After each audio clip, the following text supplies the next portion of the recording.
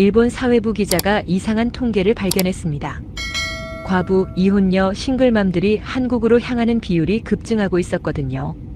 왜 하필 한국일까요? 그 답을 찾기 위해 직접 부산으로 날아갔습니다. 그곳에서 만난 44살 일본 여성의 이야기는 충격적이었어요. 남편을 잃은 뒤 직장에서 밀려났습니다. 이웃들은 이유 없이 거리를 뒀죠. 아들은 학교에서 아버지 없는 집 아이라고 불렸어요. 일본에서 그녀는 점점 지워지는 사람이었습니다. 그런데 한국에 오자 모든 게 달라졌어요. 공항에 마중 나온 시어머니는 과거는 중요하지 않다고 했습니다. 이웃들은 그녀의 과거를 묻지 않았죠. 아들은 한 달 만에 친구를 사귀었어요. 1년 뒤 그녀는 거울 속 자신의 얼굴이 달라졌다는 걸 깨달았습니다. 왜 일본에서 실패한 삶이 한국에서는 다시 시작될 수 있었을까요? 그 차이는 기술도 제도도 아니었습니다. 사람을 대하는 방식이었어요. 끝까지 보시면 그 충격적인 진실을 알게 되실 거예요. 영상 시작하기 전 구독과 좋아요 눌러주시고 알림 설정까지 해주시면 앞으로 더 좋은 이야기로 찾아뵙겠습니다. 댓글로 여러분의 의견도 들려주세요. 그럼 이야기 시작하겠습니다. 안녕하세요. 저는 다나카 유키입니다. 38살 도쿄에서 국제사회부 기자로 일한 지 벌써 12년이 됐죠.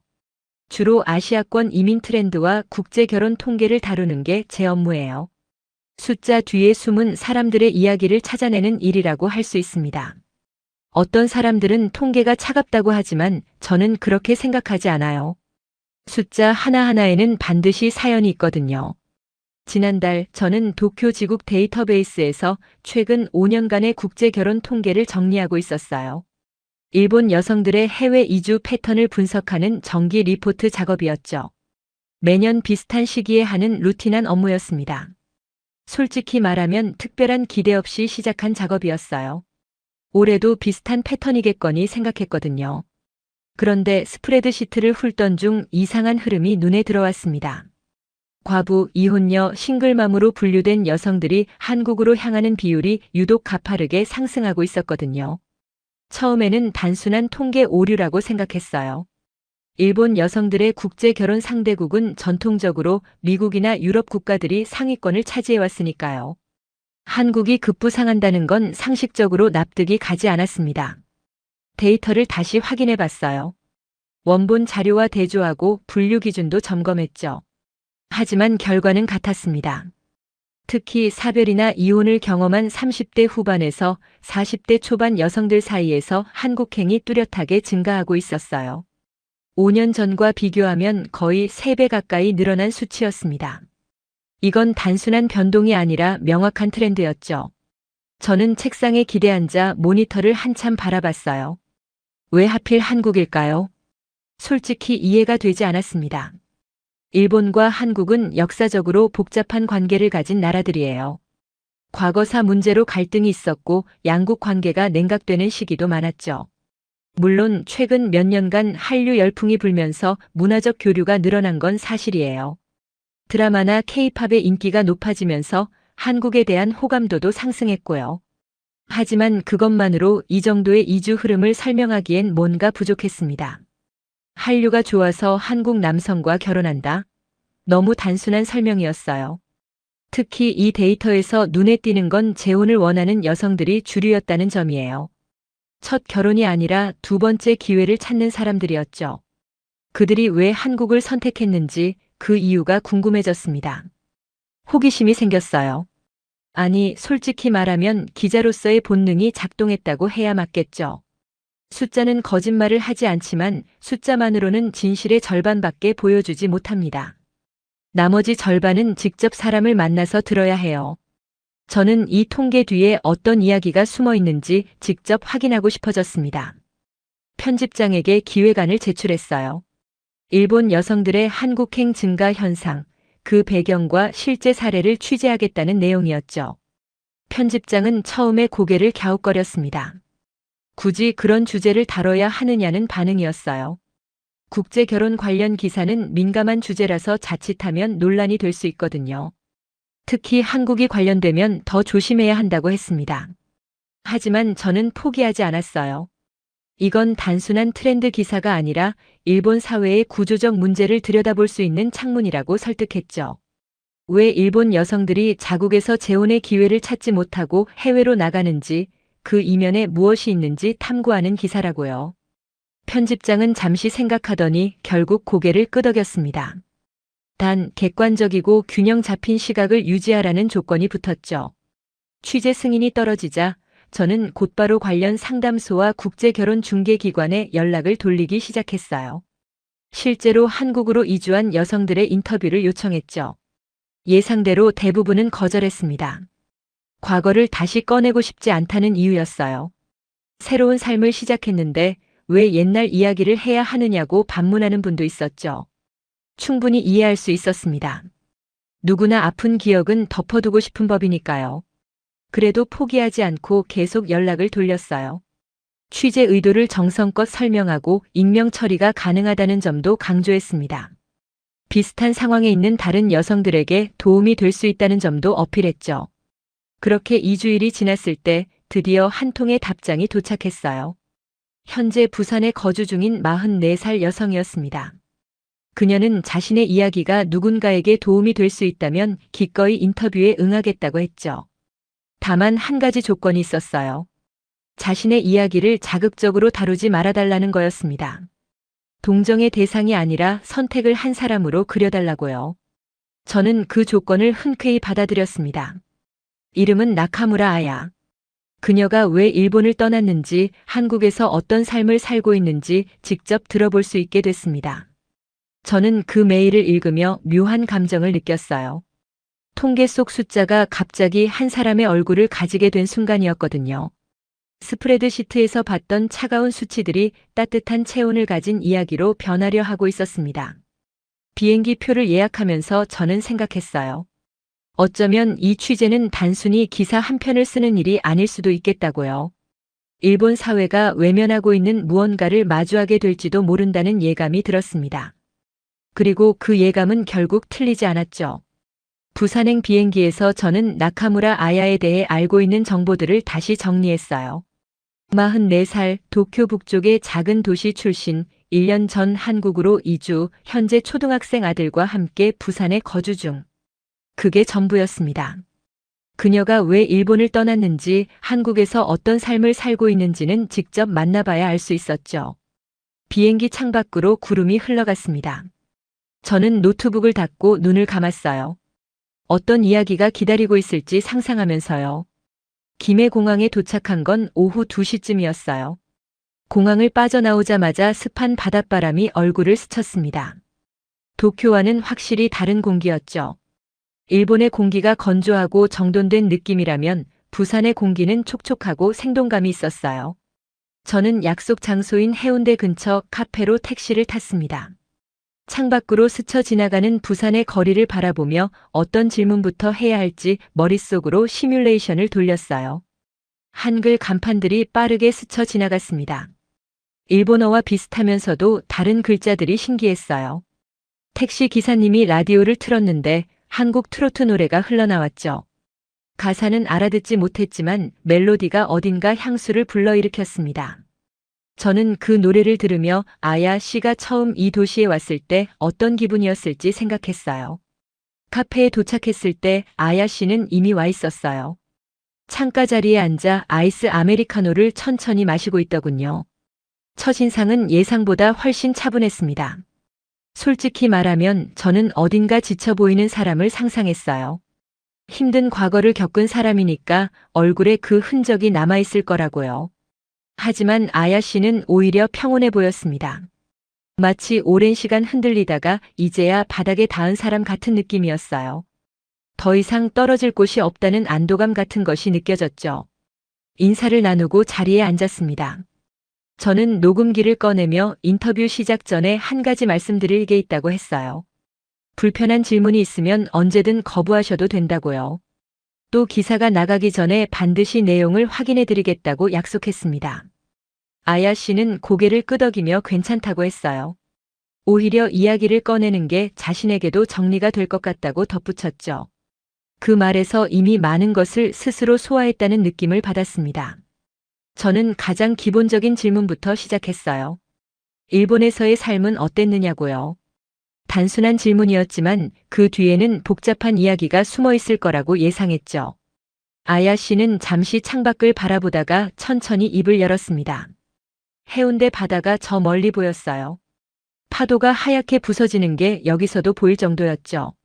일본에서의 삶은 잘못된 낙인이 일상에 스며드는 과정이었다고 아야 씨는 표현했어요. 그 말이 귀에 꽂혔습니다. 잘못된 낙인이라니 구체적으로 어떤 의미인지 궁금해졌죠. 저는 조심스럽게 더 설명해달라고 부탁했어요. 아야 씨는 남편을 사고로 잃은 뒤 모든 것이 달라졌다고 했습니다. 물론 슬픔은 당연한 거였죠. 사랑하는 사람을 잃은 슬픔, 그건 누구나 겪는 감정이에요. 하지만 슬픔 이외에 예상치 못한 것들이 찾아왔다고 해요. 주변 사람들의 시선이 미묘하게 변하기 시작했거든요. 처음에는 동정이었습니다. 안 됐다, 힘들겠다, 뭐 도와줄 거 없냐는 말들이었죠. 그런데 시간이 지나면서 동정은 어느새 경계로 바뀌었습니다. 저는 그게 무슨 뜻이냐고 물었어요. 아야 씨는 잠시 생각하더니 일본 사회에서 과부나 이혼녀, 싱글맘은 일종의 불완전한 존재로 취급받는다고 설명했습니다. 표면적으로는 아무도 그렇게 말하지 않죠. 대놓고 차별하는 사람은 거의 없어요. 하지만 행동으로 드러난다고 했습니다. 초대받지 못하는 모임들, 자연스럽게 끊어지는 인맥들, 승진에서 밀려나는 경험들. 그런 것들이 하나둘 쌓이면서 자신이 사회에서 점점 지워지는 느낌을 받았다고 해요. 특히 힘들었던 건 아이에게까지 그 영향이 미쳤을 때라고 했습니다. 아들 유이치가 학교에서 특별한 가정의 아이라는 말을 들었다고 울면서 집에 온 날 아야 씨는 처음으로 일본을 떠나야겠다는 생각을 했다고 해요. 아이는 아무 잘못도 없는데 엄마의 상황 때문에 차별을 받는 게 견딜 수 없었다고요. 그 이야기를 할 때 아야 씨의 목소리가 살짝 떨렸습니다. 저는 메모를 하면서 복잡한 감정을 느꼈어요. 기자로서 객관적인 시선을 유지해야 하는데 솔직히 쉽지 않았습니다. 아야 씨의 이야기는 단순한 개인의 불행이 아니었거든요. 일본 사회 전체가 가진 구조적인 문제가 한 가정을 어떻게 무너뜨리는지 보여주는 사례였어요. 저는 같은 일본인으로서 부끄러운 감정마저 들었습니다. 인터뷰는 2시간 넘게 이어졌어요. 아야 씨는 담담하게, 때로는 잠시 말을 멈추며 자신의 이야기를 들려주었습니다. 커피가 식었지만 아무도 신경 쓰지 않았죠. 저는 그녀의 눈빛에서 분노보다는 체념보다는 새로운 시작에 대한 희망을 읽었습니다. 그리고 그 희망의 방향이 왜 한국이었는지 점점 궁금해지기 시작했어요. 다음 질문이 저절로 떠올랐습니다. 그래서 왜 한국이었냐고요? 아야 씨의 이야기는 남편을 잃은 직후로 거슬러 올라갔습니다. 그녀는 당시 39살이었고 초등학교 2학년인 아들 유이치를 혼자 키워야 하는 상황이었죠. 남편은 갑작스러운 교통사고로 세상을 떠났어요. 어느 날 아침 평소처럼 출근길에 나선 사람이 저녁에 싸늘한 주검으로 돌아온 거였습니다. 아무런 예고도 없이 작별 인사도 없이요. 장례를 치르는 동안에는 주변에 도움이 있었다고 해요. 친척들이 전국에서 찾아왔고 직장 동료들도 조문을 왔죠. 남편의 친구들도 와서 마지막 인사를 했습니다. 아야 씨는 그때까지만 해도 혼자서도 잘 해낼 수 있을 거라고 믿었다고 해요. 일본 사회는 체계적이고 싱글맘을 위한 지원 제도도 있으니까요. 정부 보조금도 있고 아이 양육에 대한 지원도 있었죠. 서류상으로는 충분히 살아갈 수 있는 구조였습니다. 그런데 현실은 기대와 완전히 달랐어요. 제도는 있었지만 사회의 시선은 제도를 따라가지 못했죠. 첫 번째 변화는 직장에서 시작됐습니다. 아야 씨는 당시 지역 신문사의 편집부에서 일하고 있었어요. 경력 8년 차의 베테랑이었죠. 기사 편집뿐 아니라 신입 기자들을 지도하는 역할도 맡고 있었습니다. 누구나 인정하는 실력파였어요. 그런데 남편 사망 후 복직하자마자 분위기가 이상했다고 해요. 동료들의 태도가 미묘하게 달라졌습니다. 표면적으로는 걱정한다며 따뜻한 말을 건넸지만 뭔가 불편해하는 기색이 느껴졌죠. 상사는 아야 씨를 따로 불러서 이야기했습니다. 아이 때문에 야근이 어려울 테니 중요한 프로젝트에서는 빼주겠다고요. 부담을 줄여주겠다는 명목이었어요. 처음에는 배려라고 생각했다고 해요. 상사의 말이 진심으로 들렸거든요.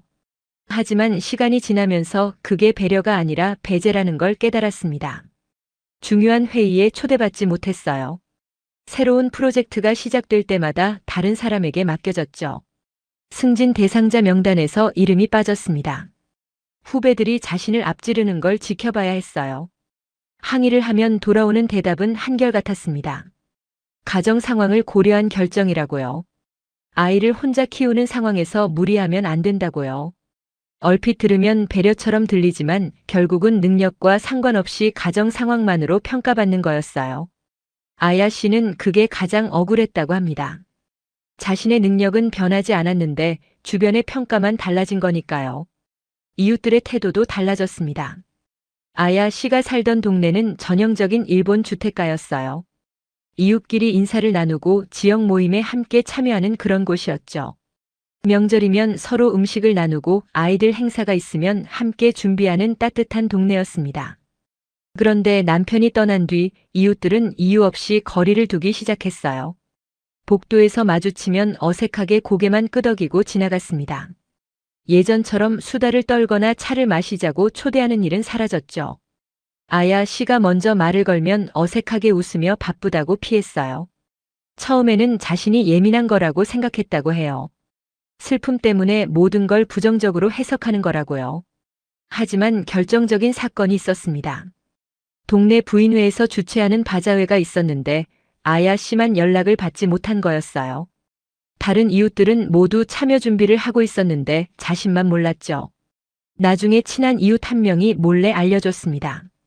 일부러 제외한 거라고요. 과부가 있으면 분위기가 어색해진다는 이유였습니다. 그 이야기를 들었을 때 저는 충격을 받았어요. 21세기 일본에서 그런 일이 실제로 일어난다는 게 믿기지 않았거든요. 하지만 아야 씨는 담담하게 말했습니다. 일본 사회에서 정상 가족의 범위를 벗어난 사람은 눈에 보이지 않는 벽에 부딪힌다고요. 아무도 대놓고 차별하지 않지만 모든 곳에서 차별이 느껴진다고 했어요. 그게 더 잔인하다고요. 손가락질을 당하면 최소한 싸울 수라도 있는데 침묵의 배제는 싸울 상대조차 없으니까요. 가장 가슴 아픈 건 아들 유이치에게 일어난 일이었습니다. 유이치는 당시 초등학교 3학년이었어요. 활발하고 친구들과 잘 어울리는 아이였죠. 축구를 좋아해서 방과 후에는 항상 운동장에서 공을 찼습니다. 그런데 어느 날부터 학교에 가기 싫다고 하기 시작했어요.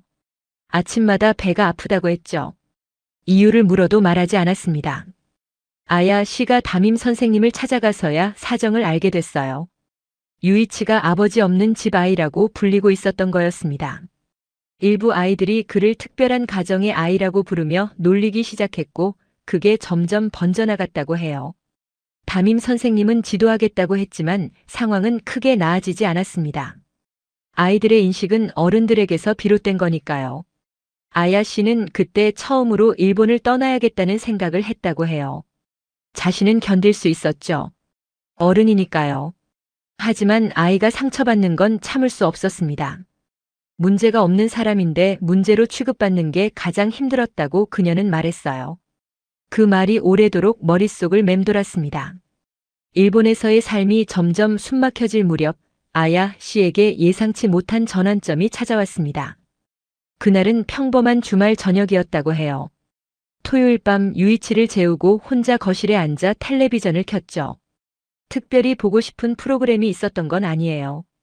그냥 조용한 집안이 견디기 힘들어서 소리가 필요했던 거였습니다. 채널을 돌리다가 우연히 한 다큐멘터리에 시선이 멈췄어요. 국제가정의 새로운 시작이라는 제목의 프로그램이었습니다. 일본에서 재혼이 어려웠던 여성들이 해외에서 새로운 가정을 꾸린 이야기를 다루고 있었죠. 그 중에서도 한국으로 간 여성들의 사례가 집중적으로 소개됐어요. 과부, 이혼녀, 싱글맘들이 한국 남성과 결혼해서 행복하게 살고 있다는 내용이었습니다. 처음에 아야 씨는 콧방귀를 뀌었다고 해요. 전형적인 광고성 프로그램이라고 생각했거든요. 국제결혼 중개업체에서 돈을 주고 만든 홍보물 같았습니다. 일본 방송에는 그런 프로그램이 가끔 나오거든요. 행복한 사례만 골라서 보여주고 실제로는 문제가 많은 경우도 흔하죠. 아야 씨는 채널을 돌리려고 리모컨을 들었습니다. 그런데 화면에 등장하는 여성들의 표정이 자꾸 눈에 밟혔어요. 그들은 연기를 하는 게 아니라 진짜로 행복해 보였거든요. 어색하게 웃는 게 아니라 자연스럽게 웃고 있었습니다. 눈가에 주름이 잡힐 정도로요. 아야 씨는 결국 리모컨을 내려놓았어요. 끝까지 보기로 했죠. 특히 한 여성이 한 말이 기억에 남았다고 해요. 40대 중반의 여성이었는데 일본에서 이혼 후 재혼을 포기하고 살다가 한국에서 새 남편을 만났다고 했습니다. 그녀는 카메라를 바라보며 이렇게 말했어요. 한국에서는 과거를 묻지 않는다. 지금의 나를 있는 그대로 받아들여준다고요. 그 말이 며칠 동안 아야 씨의 머릿속을 떠나지 않았다고 합니다. 과거를 묻지 않는다. 그 말이 왜 그렇게 와닿았을까요? 아야 씨는 일본에서 항상 과거를 설명해야 했거든요. 남편이 왜 없는지, 어떻게 된 건지, 재혼은 생각 안 하는지. 그런 질문들이 끊임없이 따라다녔죠. 질문 자체가 악의는 없었지만 그 질문을 받을 때마다 상처가 덧나는 느낌이었다고 해요. 하지만 쉽게 믿을 수는 없었어요. 아야 씨는 원래 신중한 성격이었거든요.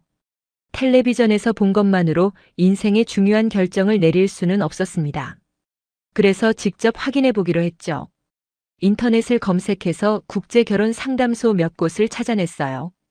후기도 찾아보고 사기 피해 사례도 확인했습니다.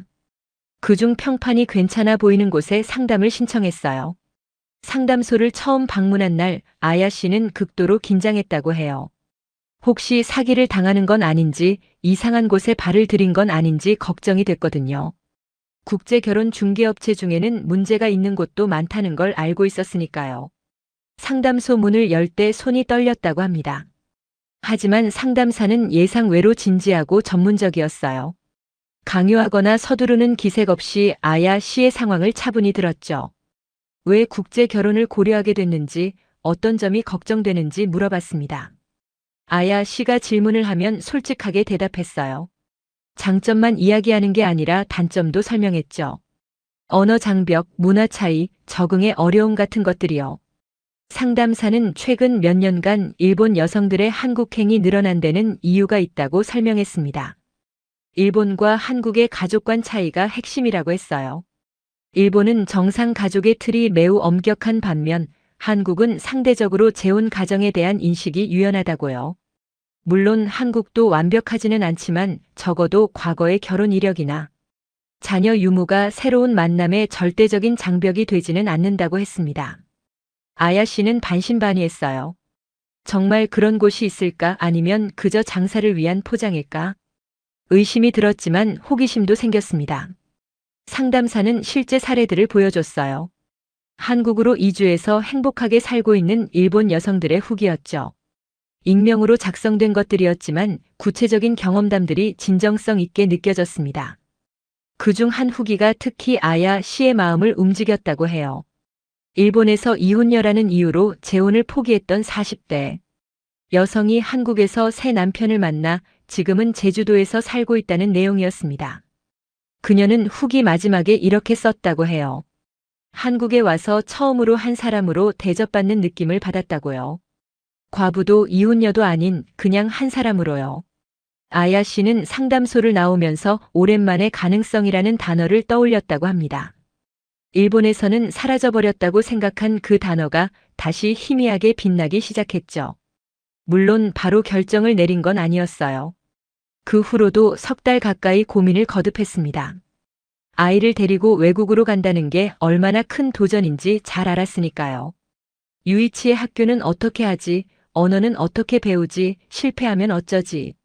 수없이 많은 걱정이 머릿속을 맴돌았습니다. 하지만 현재 일본에서 계속 살아간다면 무엇이 달라질까?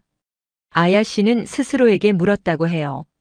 대답은 명확했습니다. 아무것도 달라지지 않을 거라고요. 유이치는 계속 특별한 가정의 아이로 불릴 것이고 자신은 계속 불완전한 존재로 취급받을 거라고요. 그녀의 결정은 충동이 아니라 긴 고민 끝의 결과였습니다.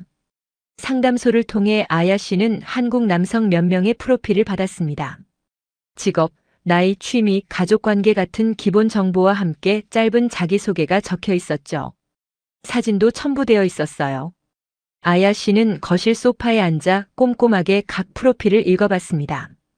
유이치가 잠든 밤 조용한 집에서 홀로 낯선 남자들의 얼굴을 들여다보는 기분이 묘했다고 해요. 솔직히 큰 기대는 하지 않았다고 합니다. 종이 위의 글자만으로 사람을 판단할 수는 없으니까요. 게다가 국제 결혼 중개로 만나는 사람들이 어떤 사람들일지 의구심도 있었죠. 좋은 조건의 사람이라면 굳이 이런 방식으로 배우자를 찾을 필요가 있을까 하는 생각도 들었습니다. 그중 한 남성의 프로필이 눈에 들어왔어요. 45살의 박진호라는 사람이었습니다. 부산에서 작은 해산물 식당을 운영하고 있었고 이혼 경력이 있었죠. 사진 속 얼굴은 특별히 잘생긴 편은 아니었어요. 평범한 인상이었습니다. 하지만 뭔가 편안해 보였죠. 웃는 사진이었는데 그 웃음이 자연스러웠어요. 자기소개란에는 화려한 말 대신 담백한 문장들이 적혀 있었습니다. 완벽한 사람은 아니지만 함께 웃을 수 있는 가정을 만들고 싶다고요. 첫 번째 결혼에서 배운 게 있다면 서로를 이해하려는 노력이 가장 중요하다는 거라고도 썼어요. 그 솔직함이 아야 씨의 마음에 와닿았습니다. 자신을 포장하려는 느낌이 전혀 없었거든요. 상담소를 통해 화상 통화 일정을 잡았어요. 아야 씨는 그날 아침부터 긴장이 됐다고 해요. 무슨 말을 해야 할지, 어떻게 자신을 소개해야 할지 머릿속이 복잡했죠. 옷도 여러 번 갈아입었다고 합니다. 너무 차려입으면 부담스러울 것 같고 너무 평범하면 성의 없어 보일 것 같고요. 결국 깔끔한 블라우스를 선택했어요. 일본어와 한국어 통역을 지원해 준다고 했지만 그래도 낯선 사람과의 대화는 부담스러웠습니다. 화상 통화 직전까지 취소할까 고민했다고 해요. 하지만 여기서 물러서면 아무것도 바뀌지 않는다는 걸 알았죠. 아야 씨는 깊은 숨을 쉬고 노트북 앞에 앉았습니다. 화상 통화가 시작됐을 때 화면에 나타난 진호 씨의 첫인상은 프로필 사진과 비슷했다고 해요. 평범한 얼굴이었습니다. 머리카락에는 희끗희끗 새치가 보였고 얼굴에는 나이에 맞는 주름이 있었죠. 하지만 눈빛이 따뜻했어요. 아야 씨는 그 눈빛에서 자신을 평가하려는 시선이 아니라 진심으로 알고 싶어하는 호기심을 느꼈다고 합니다. 진호 씨는 먼저 자신의 이야기를 털어놓았습니다. 통역사가 중간에서 전달해줬지만 어떤 감정은 언어를 넘어서 전해지는 것 같았다고 해요. 첫 번째 결혼이 왜 실패했는지, 그 후로 어떻게 살아왔는지 솔직하게 말했죠. 아내와 성격 차이로 갈등이 많았고 결국 서로를 위해 갈라서기로 했다고요. 자식은 없었습니다. 숨기거나 포장하는 느낌이 전혀 없었어요. 아야 씨는 그 태도에 놀랐다고 합니다. 일본에서 선을 본 남성들은 대부분 자신의 약점을 감추려고 애썼거든요. 이혼 경력이 있으면 그 이유를 상대방 탓으로 돌리거나 아예 언급을 피하는 경우가 많았죠. 하지만 진호 씨는 달랐습니다. 자신의 부족함을 인정하면서도 비굴하지 않았어요. 그리고 진호 씨가 유이치에 대해 물었을 때 아야 씨는 깜짝 놀랐어요. 보통 재혼 상대를 찾는 남성들은 상대방의 아이를 부담으로 여기는 경우가 많거든요. 아예 언급하지 않거나 언급하더라도 어색하게 넘어가곤 하죠. 아이가 있다는 사실이 마이너스 요인으로 작용하는 경우가 대부분이에요. 그런데 진호 씨는 자연스럽게 아이 이야기를 꺼냈습니다. 아들은 뭘 좋아하느냐, 학교 생활은 잘하고 있느냐고요. 마치 당연히 물어봐야 할 것을 물어보는 것처럼 자연스러웠어요. 아야 씨가 유이치가 축구를 좋아한다고 말하자 진호 씨의 얼굴이 환해졌다고 해요. 자기도 어릴 때 축구를 많이 했다면서 나중에 함께 공을 찰 수 있으면 좋겠다고 했죠. 그 말이 사교적인 립서비스가 아니라 진심처럼 느껴졌다고 합니다. 진호 씨의 눈빛이 반짝였거든요. 아야 씨는 그 순간 마음속 긴장이 크게 풀렸다고 했어요. 자신의 아이를 부담이 아니라 함께 할 가족으로 바라봐주는 사람이 있다는 게 얼마나 큰 위안이 되는지 처음 알았다고요. 통화는 예정된 30분을 훌쩍 넘겨 1시간 반이나 계속됐습니다. 통역사가 중간에 끊어줘야 할 정도였죠. 이야기가 끊이지 않았어요. 진호 씨는 부산의 바다 이야기를 했고 아야 씨는 도쿄의 일상을 이야기했습니다. 좋아하는 음식, 주말에 하는 일, 사소한 것들이 오갔어요. 아야 씨는 그동안 일본에서 한 번도 경험하지 못한 대화 방식이었다고 표현했어요. 과거에 대해 묻거나 평가하려는 태도가 전혀 없었다고요. 그냥 지금 이 순간에 자신을 알고 싶어하는 사람과 이야기하는 느낌이었다고 합니다.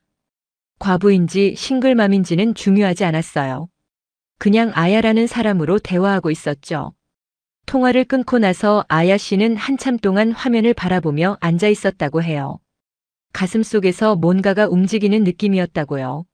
희망이라고 부르기엔 아직 조심스러웠지만 적어도 문이 열릴 수도 있겠다는 예감은 들었다고 합니다. 그날 밤 아야 씨는 오랜만에 편하게 잠들었다고 해요. 화상 통화 이후에도 아야 씨와 진호 씨는 매일 연락을 주고받았습니다. 처음에는 통역 앱을 통한 어색한 메시지였어요. 번역기가 이상하게 옮기는 바람에 오해가 생기기도 했죠. 한 번은 진호 씨가 보낸 메시지가 완전히 다른 뜻으로 번역돼서 아야 씨가 당황한 적도 있었다고 해요. 나중에 알고 보니 그냥 날씨가 좋다는 인사였는데 번역기가 이상하게 바꿔버린 거였죠. 두 사람은 그 이야기를 하며 한참 웃었다고 합니다. 점점 대화가 자연스러워졌어요. 아야 씨는 틈틈이 한국어 기초 표현을 공부하기 시작했습니다. 안녕하세요. 감사합니다. 맛있어요. 보고 싶어요. 같은 간단한 말들이었지만 그 노력이 자신에게도 의미가 있었다고 해요. 새로운 언어를 배운다는 건 새로운 세계로 들어가는 문을 여는 것 같았다고요. 그렇게 2달이 지났을 때 진호 씨가 한국에 한번 와보지 않겠느냐고 제안했습니다. 화면으로만 보는 것보다 직접 만나서 이야기를 나눠보자고요. 부산의 바다도 보여주고 싶고 맛있는 것도 먹이고 싶다고 했어요.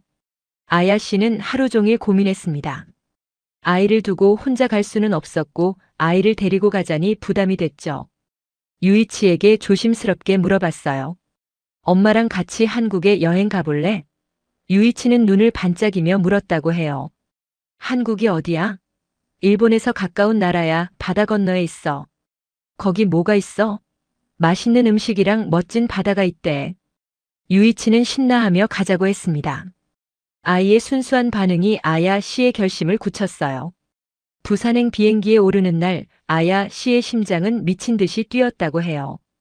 유이치는 창밖으로 보이는 구름을 신기해하며 들떠 있었지만 아야 씨는 속으로 수백 가지 걱정을 하고 있었죠. 만약 실제로 만났는데 화상 통화와 다르면 어쩌지? 가족들이 자신을 이상하게 보면 어쩌지? 유이치가 불편해하면 어쩌지? 무수한 불안이 머릿속을 스쳐 지나갔습니다. 김해공항에 도착했을 때 예상치 못한 광경이 기다리고 있었어요. 진호 씨 혼자가 아니라 그의 가족들이 함께 마중을 나온 거였습니다. 진호 씨의 어머니와 여동생이 꽃다발을 들고 입국장 앞에 서 있었죠. 아야 씨는 순간 당황했다고 해요. 일본에서는 첫 만남에 가족을 데려오는 일이 거의 없거든요. 상대방에게 부담을 줄 수 있다고 생각하니까요. 하지만 진호 씨 가족들의 태도는 전혀 부담스럽지 않았습니다. 진호 씨의 어머니는 환하게 웃으며 아야 씨의 손을 잡았어요. 서툰 일본어로 어서 오세요. 힘들었죠? 라고 말했다고 해요. 발음은 어눌했지만 마음은 분명히 전해졌습니다. 아야 씨는 그 따뜻함에 눈시울이 붉어졌다고 해요. 낯선 나라에서 처음 만난 사람에게 이런 환대를 받을 줄은 몰랐거든요. 더 놀라웠던 건 유이치를 대하는 방식이었어요. 진호 씨의 여동생은 미리 준비한 작은 축구공을 유이치에게 선물했습니다. 오빠한테 내가 축구를 좋아한다고 들었다면서요. 유이치는 처음에는 어리둥절했지만 금세 활짝 웃었다고 해요. 고마워요라고 일본어로 말했는데 진호 씨 여동생이 알아듣고 한국어로 천만에요라고 대답했죠.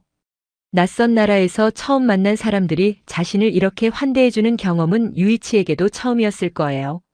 아야 씨는 아들의 밝은 표정을 보면서 안도했다고 합니다. 적어도 아이는 괜찮아 보였거든요. 공항에서 진호 씨 집으로 향하는 차 안에서 아야 씨는 창밖으로 스쳐 지나가는 부산의 풍경을 바라봤다고 해요. 일본과 비슷하면서도 다른 거리들, 한글 간판들, 바다 냄새. 모든 게 새롭고 낯설었지만 이상하게 두렵지 않았다고 합니다. 옆자리에서 진호 씨 여동생과 몸짓으로 대화하며 웃고 있는 유이치를 보면서요. 진호 씨 집에서의 첫 식사는 아야 씨에게 강렬한 기억으로 남았다고 해요. 진호 씨 어머니가 직접 불고기와 된장찌개를 준비했거든요. 일본 손님이니까 입맛에 맞을지 모르겠다면서도 정성껏 상을 차렸죠. 밑반찬만 8가지였어요. 아야 씨는 그 정성에 감동했다고 합니다. 처음 만난 사람을 위해 이렇게까지 준비하다니요. 음식 맛도 좋았어요. 일본 음식과는 다른 깊은 맛이었다고 해요. 유이치도 불고기를 맛있게 먹었습니다. 어머니가 유이치 밥그릇에 고기를 계속 올려주셨는데 유이치가 배부르다는 신용을 해도 멈추지 않으셨다고 해요. 아야 씨는 그 모습을 보며 웃었습니다. 어느 나라 할머니든 손주뻘 아이에게는 밥을 많이 먹이고 싶어 하는구나 싶었다고요. 하지만 무엇보다 마음에 남은 건 진호 씨 어머니가 한 말이었어요. 식사 중에 어머니가 아야 씨를 바라보며 이렇게 말했다고 해요. 과거는 중요하지 않다. 지금 여기 와준 것만으로도 고맙다고요. 통역 없이 직접 한 말이었는데 아야 씨는 그 말을 정확히 알아들었습니다. 그리고 눈물이 났다고 해요. 일본에서 몇 년간 들어보지 못한 말이었거든요. 저는 그 이야기를 듣고 펜을 멈췄어요. 아야 씨는 담담하게 말을 이어갔지만 그녀의 눈가에는 아직도 그날의 감정이 남아있는 것 같았습니다. 내가 특별해서가 아니라 그냥 가족 한 명으로 대해주더라고요. 그 표현에서 진심이 느껴졌습니다. 부산에서의 첫 방문 이후 아야 씨와 진호 씨는 정식으로 교제를 시작했습니다. 아야 씨는 일본으로 돌아가서도 매일 연락을 주고받았어요. 이제는 통역 앱 없이도 간단한 대화가 가능해졌죠. 아야 씨가 열심히 한국어를 공부했거든요. 진호 씨도 일본어 기초를 배우기 시작했습니다. 서로의 언어를 배우려는 노력이 두 사람의 거리를 좁혔어요. 3달 뒤에 아야 씨는 다시 부산을 찾았습니다. 이번에는 유이치 없이 혼자였어요. 진지하게 미래를 이야기하기 위해서였죠. 진호 씨와 단둘이 해운대 바닷가를 걸으며 많은 이야기를 나눴다고 해요. 결혼하면 어디서 살 건지, 유이치 학교는 어떻게 할 건지, 생활비는 어떻게 나눌 건지, 현실적인 문제들을 하나하나 짚어봤습니다. 진호 씨는 모든 것을 아야 씨와 상의하겠다고 했어요. 자신이 일방적으로 결정하지 않겠다고요. 유이치의 적응이 가장 중요하니까 아이가 힘들어하면 언제든 계획을 조정하자고 했습니다.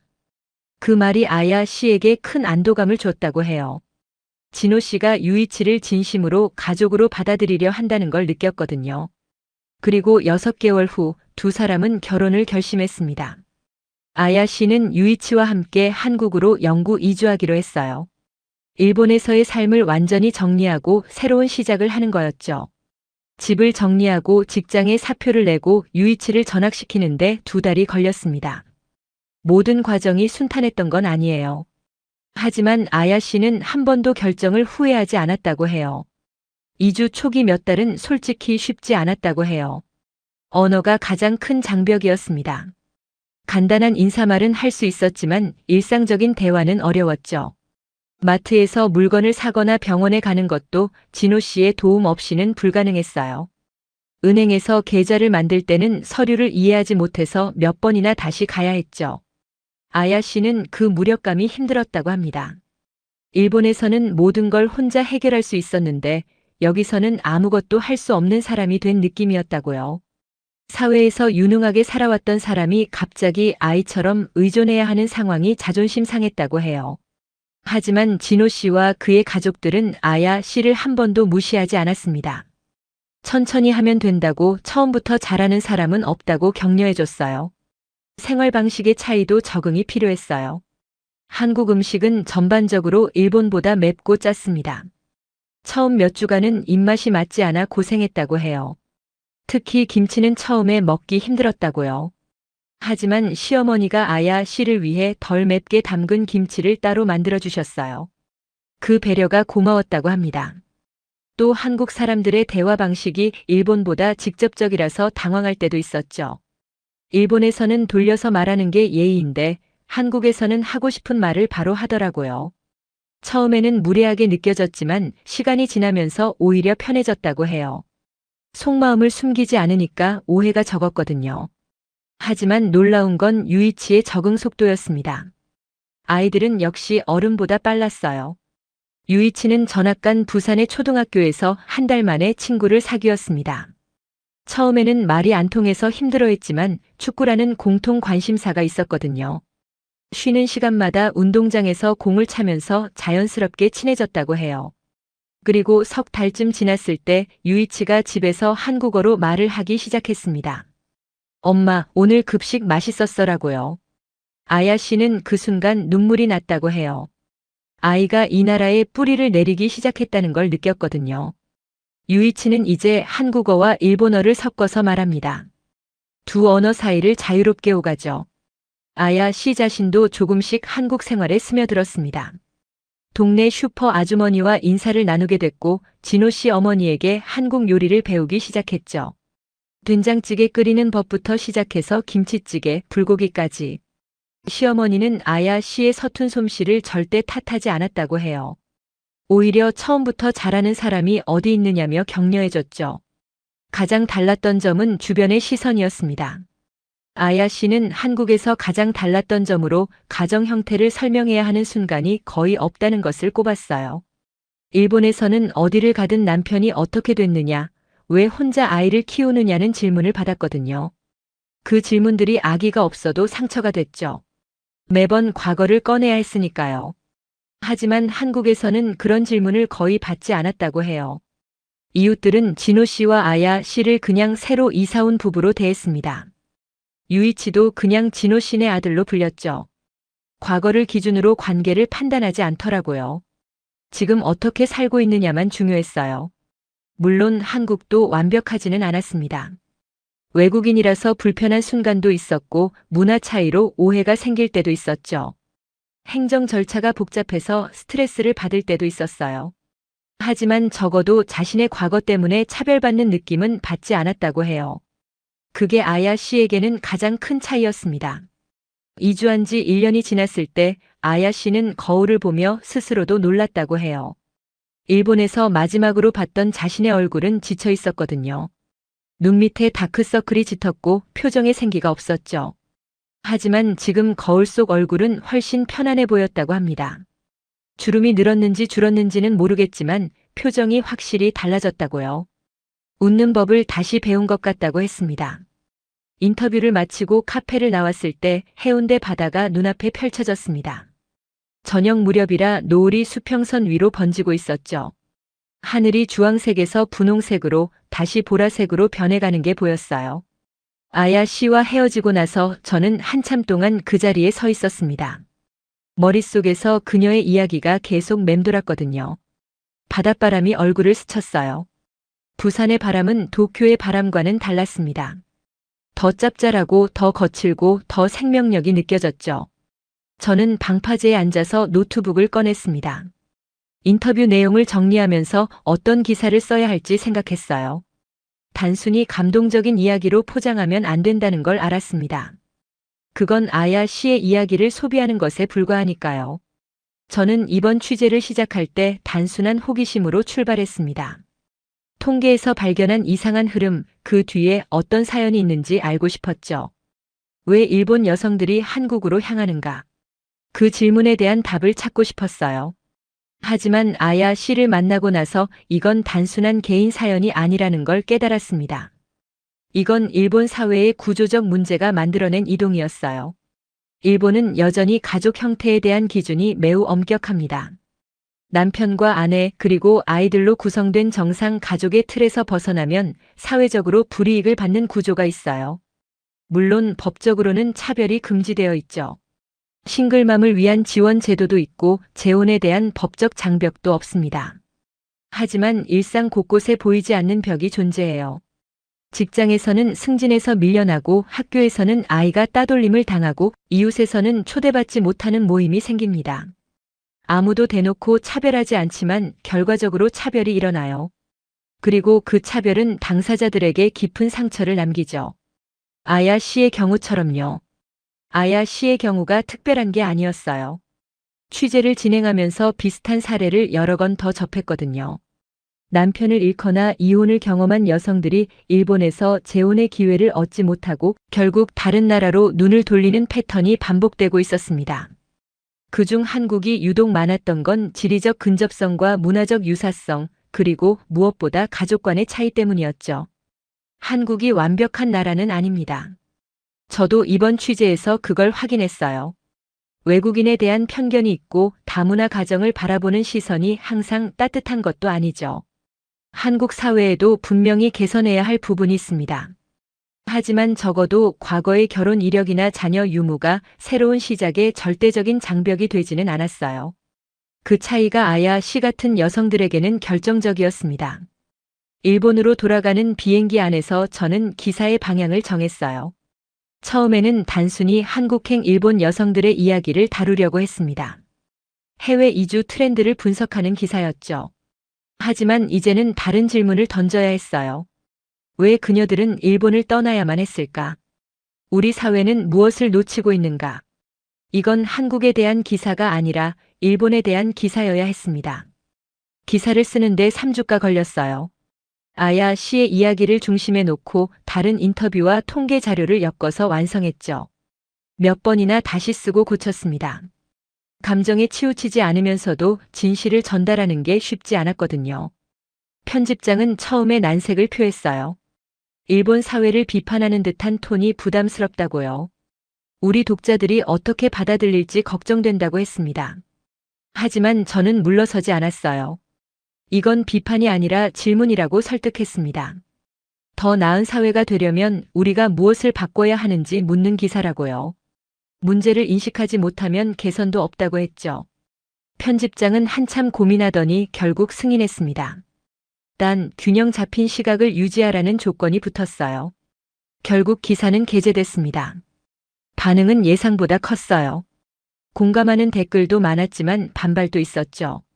일본을 깎아내린다는 비난도 있었고 한국을 미화했다는 비판도 있었습니다. 하지만 동시에 비슷한 경험을 했다는 여성들의 메시지도 많이 받았어요. 자신의 이야기를 들어줘서 고맙다는 분들이었죠. 저는 후회하지 않아요. 아야 씨의 이야기가 누군가에게 닿았다면, 비슷한 상황에 있는 누군가에게 희망이 됐다면 그걸로 충분하니까요.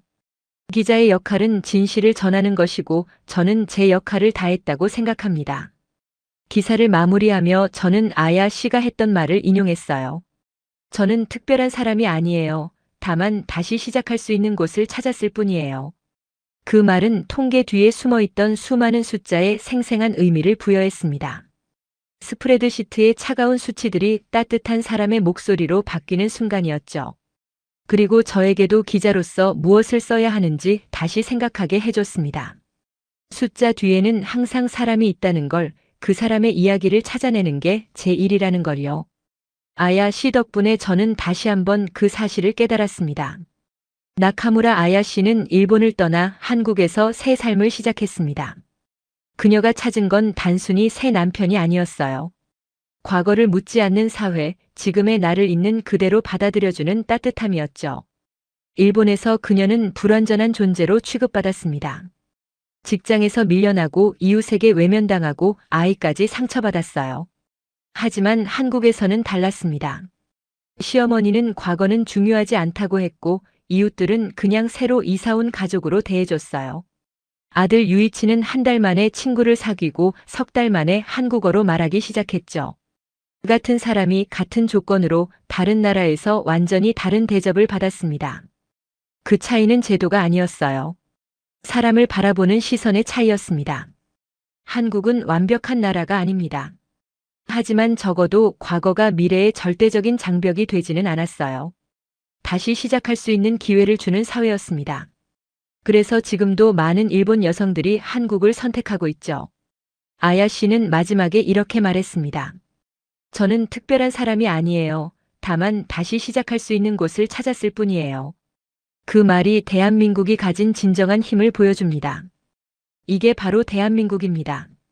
오늘 영상이 감동이 되셨다면 구독과 좋아요 눌러주시고 알림 설정까지 해주시면 더 좋은 이야기로 찾아뵐게요. 여러분의 댓글 하나가 큰 힘이 됩니다. 감사합니다.